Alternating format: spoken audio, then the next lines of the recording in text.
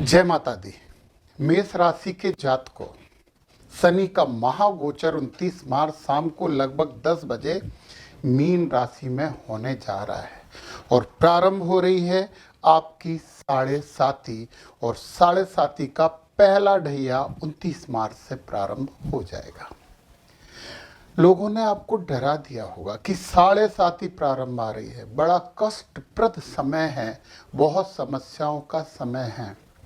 तो मैं आपकी एक गलतफहमी दूर कर दूं कि साढ़े साती कष्टप्रद समस्याओं का समय नहीं होता, ये उपलब्धियों का समय होता है। और शनि महाराज कर्म फलदाता हैं, कठोर कर्म करवाते हैं और फल प्रदान करते हैं।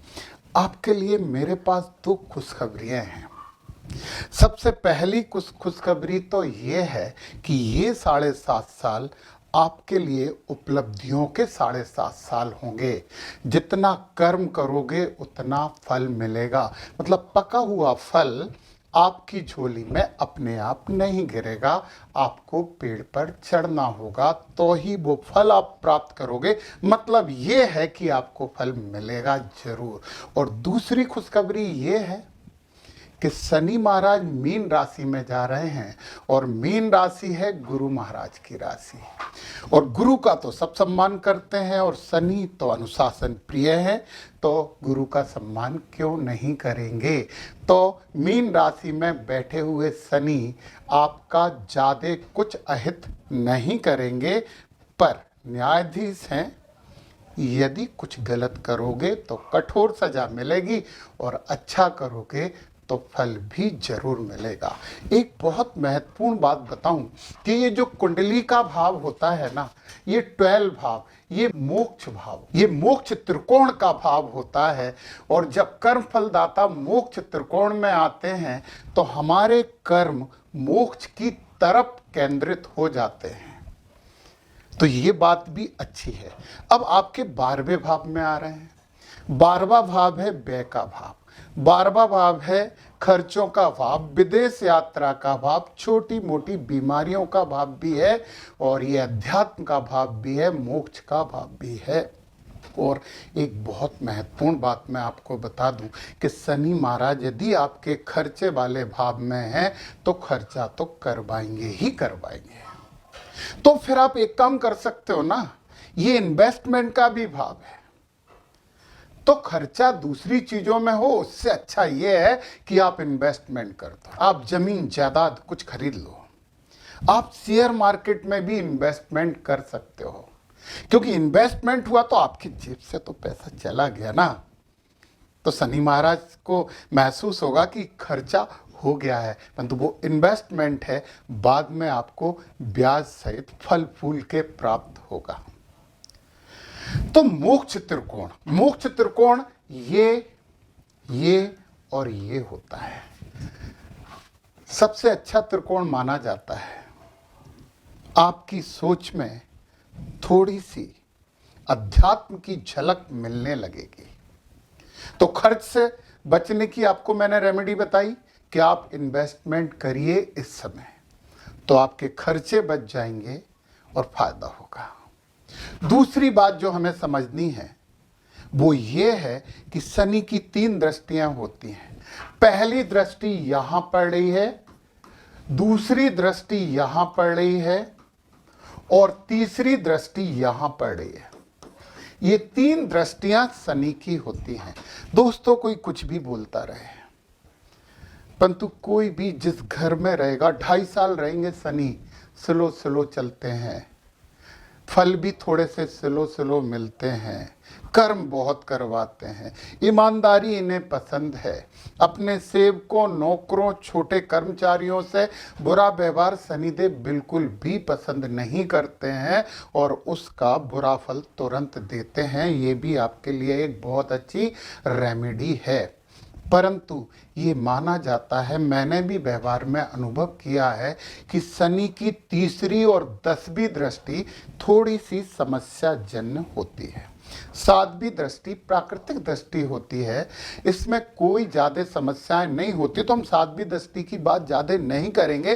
परंतु हमें तो बात करना है तीसरी दृष्टि की, जो आपके लिए बहुत जरूरी है। और दोस्तों, इस वीडियो के अंत में मैं आपको विशेष रेमेडी भी बताने वाला हूं, तो वहां तक पूरा वीडियो बिना स्किप किए हुए देखिए और चैनल को सब्सक्राइब करिए, कमेंट जरूर करिए। तो सबसे पहले हम बात करते हैं कि शनि की तीसरी दृष्टि आपके द्वितीय भाव में पड़ रही है। ये धन का भाव है, ये वाणी का भाव है, ये कुटुंब का भाव है। तो धन प्राप्ति में समस्याएं उत्पन्न होंगी ही होंगी, परंतु धन प्राप्ति होंगी क्योंकि खुद बैठे खर्चे वाले भाव में। तो जब तक धन नहीं देंगे तो खर्चा कैसे करवाएंगे? उन्हें तो खर्चा करवाना, उसके लिए आपको धन देंगे, परंतु कड़ी मेहनत से धन प्राप्त होगा। तो कड़ी मेहनत के लिए मेष राशि के जातक तो वैसे भी बहुत ऊर्जावान और मेहनती होते हैं, तो कड़ी मेहनत से तो आप बिल्कुल भी नहीं घबराते हैं, ये मुझे पता है। परिवार में, कुटुंब में थोड़ी समस्याएं उत्पन्न हो सकती हैं। आप विनम्रतापूर्ण व्यवहार कीजिए, परंतु मेष राशि के जातकों से मैं बहुत ज्यादा विनम्रता की कभी अपेक्षा नहीं करता हूं। मंगल की राशि है, क्रोध की राशि है, ऊर्जा की राशि है, फिर भी कोशिश करिए कि अपने व्यवहार में थोड़ी सी विनम्रता लेकर आए, तो कुटुंब में शांति बनी रहे। और जब शांति कुटुंब में होती है तो सुख भी प्राप्त होता है। तो तीसरी दृष्टि के ये दो प्रभाव थे और दोनों ही रेमेडी मैंने बताई कि पहली बात, अपनी वाणी को थोड़ा सा नर्म कर लीजिए, सॉफ्ट कर लीजिए, मधुर कर लीजिए, आपको धन में प्रॉब्लम नहीं जाएगी, आपको अपने कुटुंब से विवादों से मुक्ति मिल जाएगी। ये रेमेडी है शनि की तीसरी दृष्टि से। एक बात और बता दूं कि ये सैया सुख का भी, नींद का भी भाव है। क्योंकि आपके मन में बहुत विचार उमड़ेंगे, बहुत सी प्लानिंग आप करोगे, इन्वेस्टमेंट की भी प्लानिंग करोगे, खर्च की भी प्लानिंग करोगे। तो जब विचारों का तूफान दिमाग में चलता है तो नींद में थोड़ी सी दिक्कत आती है। इसके लिए आप अध्यात्म का सहारा ले सकते हो, आप ध्यान का, योग का सहारा ले सकते हैं। ध्यान रखिए, आप यकीन मानिए मेष राशि के जातकों, ये 7.5 साल कुछ ना कुछ आपको विशेष दे के जरूर जाएंगे। झूठ नहीं बोलना, किसी को धोखा मत देना।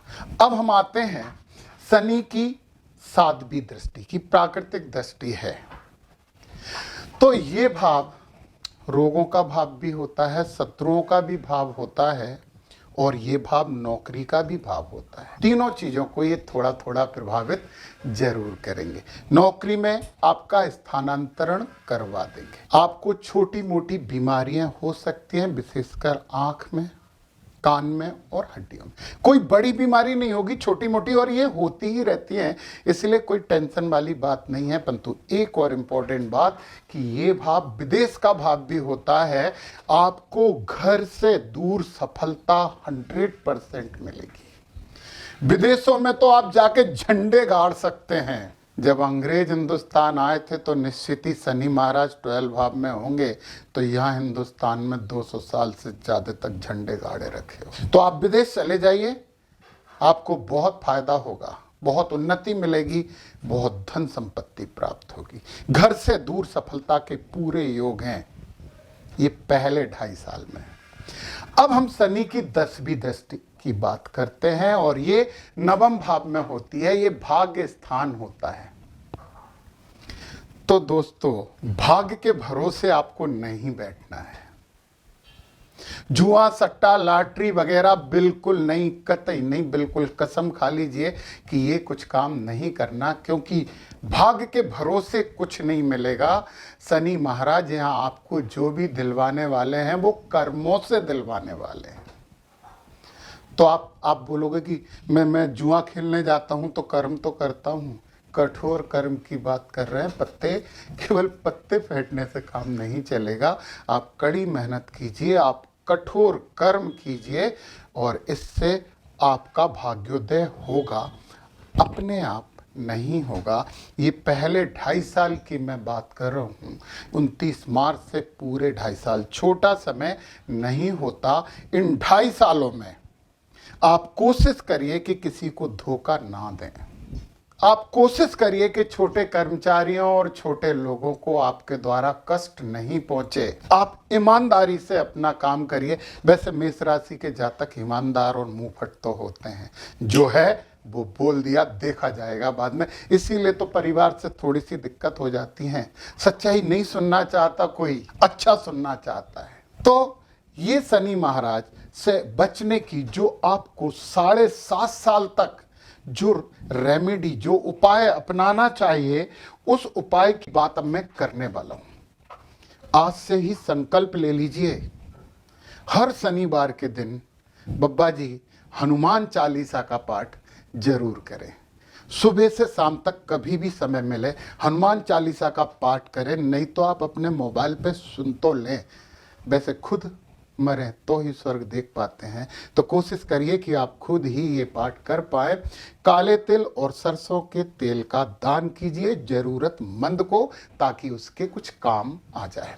वास्तु में आपको क्या करना चाहिए? अब एक और बात मुझे बताना है कि ये जो मीन राशि है ना, ये उत्तर दिशा की राशि है, जल तत्व की राशि है। तो उत्तर दिशा को संभालना है। उत्तर दिशा में आप नीला रंग करवाइए और जल तत्व का संतुलन कीजिए। देखिए क्या अच्छा लगता है, अच्छा होता है। और घर के मुख्य द्वार पर एक लोहे की कील ठोक दो। अभी हथौड़ी उठाओ, अभी ठोक दो, क्योंकि 29 मार्च को आएंगे ना। परंतु ये जो ग्रह जो धीमे चलते हैं ना, बृहस्पति हो गए, राहु केतु हो गए, शनि महाराज हो गए, ये उस घर में जाने से 2 से 3 महीने पहले से अपना प्रभाव देने लगते हैं। तो घर के मुख्य द्वार पर एक कील ठोक दीजिए और जो मैंने आपको रेमेडी बताई है उन्हें आप अपनाइए। सुखी और संपन्नता का जीवन व्यतीत कीजिए। जय माता दी। ओम शम शनिश्चराय नमः।